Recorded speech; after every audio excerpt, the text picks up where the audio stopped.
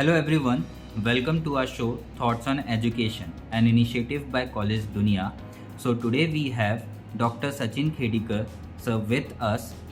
He is the Dean Academics of Shri Sai Institute of Ayurvedic Research and Medicine, Bhopal. Sir, a hearty welcome to you on behalf of College Dunia and thank you for giving your precious time to us, sir. Shall we start, sir? Start. Okay, sir. Sir, so my first question to you is you have held key positions at education institutes throughout your professional career. So, what are the key factors that keep you connected with the education sector? Education sector एक सामान्य sector नहीं है। इसकी अगर हम आचार्य चाणक्य की बात करें तो उनके हिसाब से शिक्षक साधारण नहीं होता है, प्रलय और निर्माण उसकी गोद में पलते हैं। तो आज की जो मेन स्ट्रेंथ है भारत की हो या कहीं भी दुनिया में, वो है युवा शक्ति। और हम लोग जिस क्षेत्र से जुड़े हुए हैं महाविद्यालय से, जहाँ पर ज़्यादा से ज़्यादा युवा पढ़ते हैं लिखते हैं, तो इस शक्ति को अगर हम सही दिशा दे पाते हैं तो हम एक अच्छे राष्ट्र का निर्माण कर सकते हैं। मैं मेरा ही उदाहरण लेता हूँ कि अगर मैं पढ़ने लिखने के बाद में एक चिकित्सक की भूमिका में होता तो शायद कुछ हज़ारों लोगों की सेवा कर पाता, लेकिन आज मैं इस महाविद्यालय में रहकर मेरे जैसे हज़ारों छात्रों का निर्माण कर सकता हूँ और वो आगे चलकर भविष्य में लाखों करोड़ों लोगों की चिकित्सा सेवा कर सकते हैं। इसलिए मेरे हिसाब से राष्ट्र निर्माण ये शिक्षक की बहुत बड़ी जिम्मेदारी होती है। इसके अलावा अगर हम बात करें तो ये जो विषय है, इसमें कॉलेज हो या यूनिवर्सिटी हो, इसमें नॉवेल्टी होती है कि हर बार नए नए जो रिसर्चेस होते हैं उनकी जानकारी हमें मिलती है, उसका अपडेशन होता है। हम खुद का भी अपडेशन करते हैं और छात्र छात्राओं का भी अपडेशन करते हैं। इसमें रिसर्च के लिए बहुत सारा स्कोप होता है। इसके माध्यम से जो अन्य गतिविधियां होती है, जैसे पेटेंट्स है, कॉपीराइट्स है, बुक राइटिंग है, रिसर्च पब्लिकेशन है, इसमें बहुत सारे आयाम हैं। अगर हम किसी एक इसमें क्षेत्र में जाते हैं तो एक क्षेत्र से बन जाते हैं, लेकिन चिकित्सा क्षेत्र या उससे संबंधित जो हमारा विद्यालय क्षेत्र है, इसमें बहुत सारे आयाम हैं। इसलिए मुझे लगता है कि ये क्षेत्र मेरे लिए बहुत महत्वपूर्ण क्षेत्र है। Okay, sir.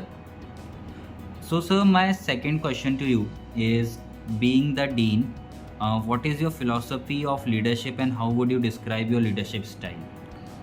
लीडरशिप में सबसे बड़ी इंथुजियाज्म की आवश्यकता होती है, एम्पैथी की आवश्यकता होती है, आत्मविश्वास होना चाहिए और इनिशिएटिव लेके काम करने की क्वालिटीज़ होनी चाहिए। और सबको साथ लेकर अगर हम चले तो हम अच्छे महाविद्यालय को या संस्थान को अच्छे से चला सकते हैं। All right, sir. So, the education system in India and other foreign countries are structured very differently. So, in your experience, what can an inbound student gain from studying here in your institute, sir? शिक्षा प्रणाली की अगर हम बात करें तो भारतीय शिक्षा प्रणाली, वर्तमान जो भारतीय शिक्षा प्रणाली है, इसमें ज़्यादातर फोकस सैद्धांतिक बातों पर ज़्यादा होता है। और विदेशों में अगर हम देखें तो प्रैक्टिकल स्टडीज़ के माध्यम से स्टूडेंट्स को ज़्यादा से ज़्यादा ज्ञान देने की कोशिश की जाती है। जैसे कि हमारा जो महाविद्यालय है वह चिकित्सा शिक्षा से संबंधित महाविद्यालय है, तो इसमें दोनों तरह की चीज़ों का हम ध्यान रखते हैं और ज़्यादा से ज़्यादा हम बच्चों को प्रैक्टिकल अप्रोच के माध्यम से सैद्धांतिक चीज़ें पढ़ाते हैं। Okay, sir. So, how does the curriculum of your institute ensure the best practice of industry?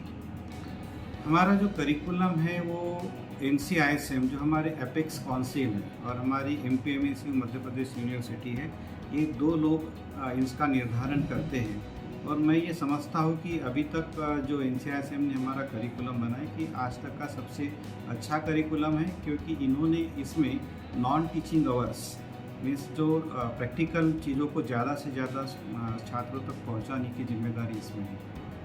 Okay.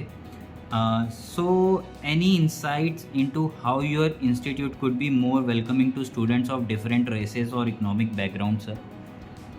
इसमें ऐसा है कि जो विभिन्न तबक्कों के छात्र होते हैं उनके लिए सरकार की बहुत सारी स्कॉलरशिप की योजनाएं होती है, चाहे वो माइनॉरिटी का हो, SC ST हो या अन्य वर्गों के भी। तो वो स्कॉलरशिप का लाभ उठाकर इस महाविद्यालय में पढ़ने वाले छात्रों की संख्या भी अधिकतर है, इसलिए इस माध्यम से सभी इकोनॉमिक वर्गों के और सभी वर्गों के छात्र इस महाविद्यालय में पढ़ सकते हैं। Okay, sir, that's great. So, what do you think your roles and responsibilities to the institute and the students are? सबसे बड़ी जिम्मेदारी जो है हमारी अनुशासन बनाए रखना।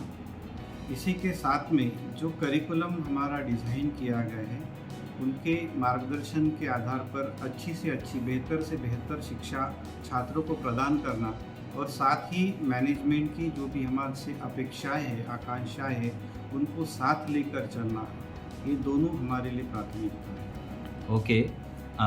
So, what do you think should be the institute's top priority over the next 10 years, sir?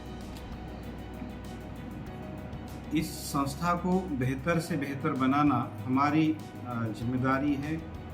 इसको समझते हुए मैं ये समझता हूँ कि यूजीसी के जो मानक होते हैं जैसे कि नैक है, एनएबीएच है, इसको संस्था में हम इम्प्लीमेंट करेंगे और ज़्यादा से ज़्यादा जो अच्छी से अच्छी बेहतर शिक्षा हम छात्रों को दे सके और भविष्य में उनको अच्छा चिकित्सक बना सके, यही हमारी प्राथमिकता है। Okay, that's really nice, sir. So, when you first came to the institute, what was your vision for the university? Has it evolved over time, and how far along in implementing that vision are you?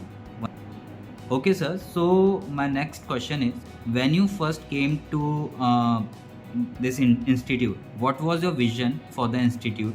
Has it evolved over time, and how far along in implementing that vision are you?